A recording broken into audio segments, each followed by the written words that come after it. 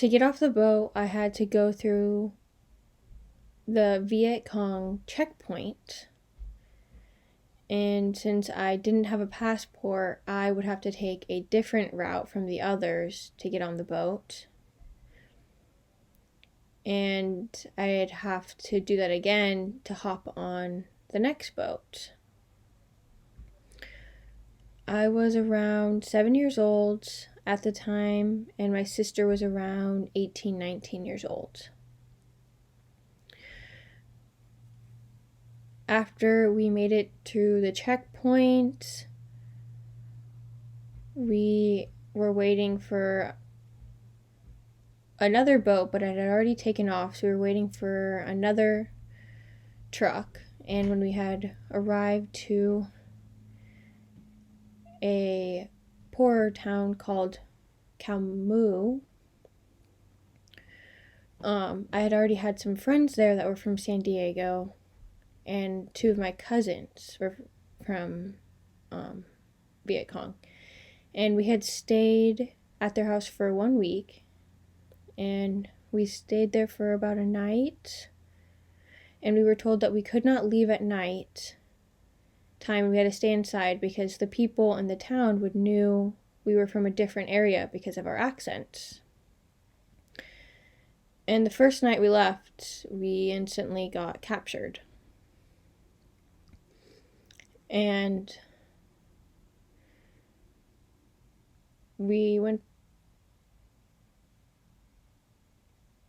back so my uncle could get my sister and I after we were captured. And we went on his boat, and we arrived to the closest part of the country to the ocean. And the two of us stayed. Well, we were on the boat one night, on my uncle's boat. It was a small boat, and it looked like a canoe. And my uncle was paddling, and the Viet Cong had stopped us. I clearly remember all of the Viet Cong soldiers having machine guns as they stopped us. And they were asking us questions of where we were going. Some people were arrested and taken away, but when they had asked me, I was really nervous and stayed quiet. But my uncle spoke for our boat because he was from that area and knew the language.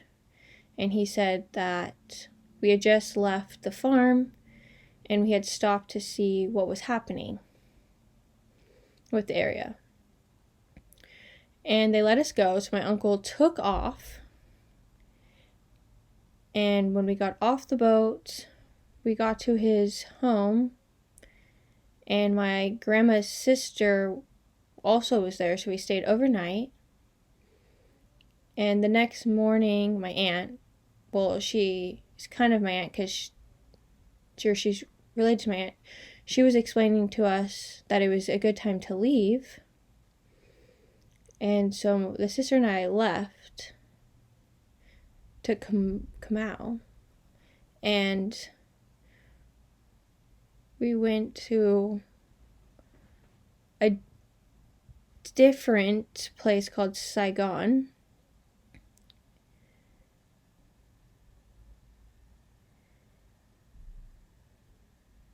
And we stayed overnight. It was so hot there. We were patiently waiting one night, and a man came up to us and said, "Are you ready to leave?"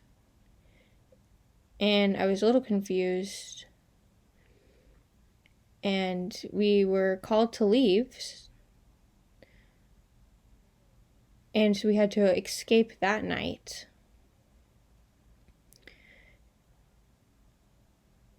And my sister was called in the first group, and I followed behind her because it was the perfect time to leave. And we had to travel separately, but we had to act relaxed and not look so serious so people wouldn't know that we were trying to escape from the area. because since it was just the perfect time, so we got into the boat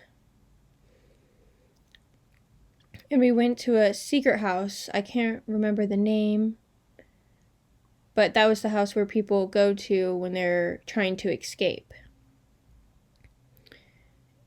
And when we got there, I saw many eyes just watching me in the dark.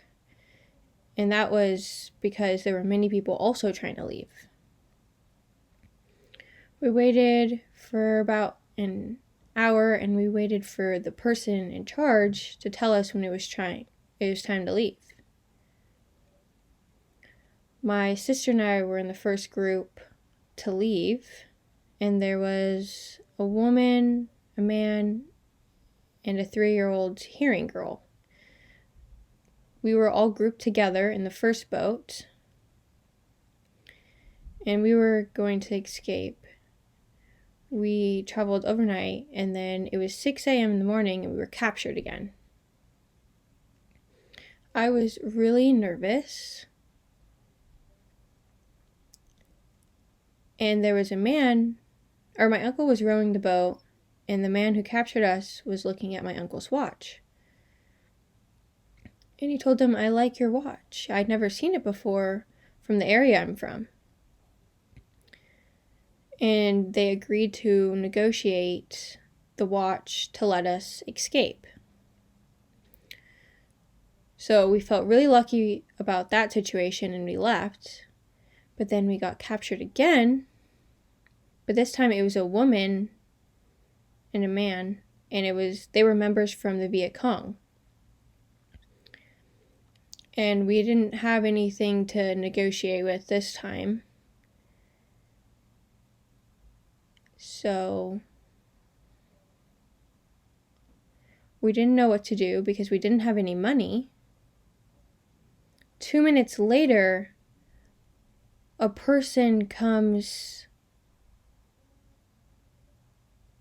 up to our boat, and basically they saved our lives. They offered to give them money, $2,000, to let us escape.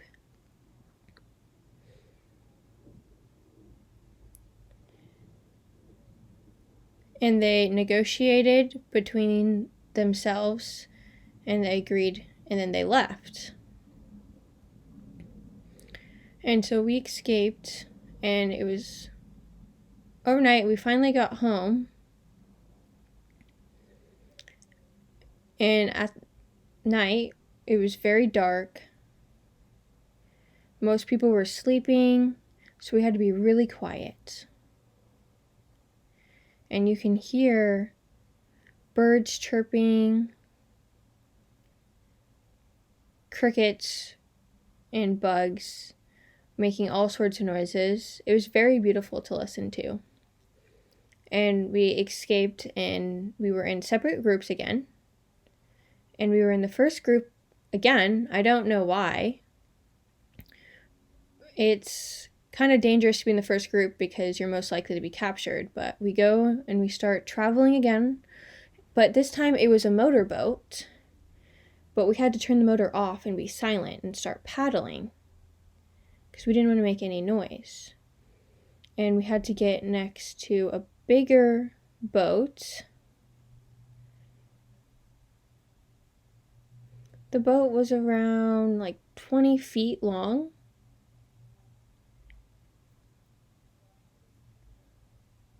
And it was around 8 to 10 feet wide. It was a small wooden boat. It was kind of a weak boat. So everybody got in the boat, and altogether there was around 50 to 60 people on the wooden boat, so it was kind of a tight fit. And so we continued on, and we got home.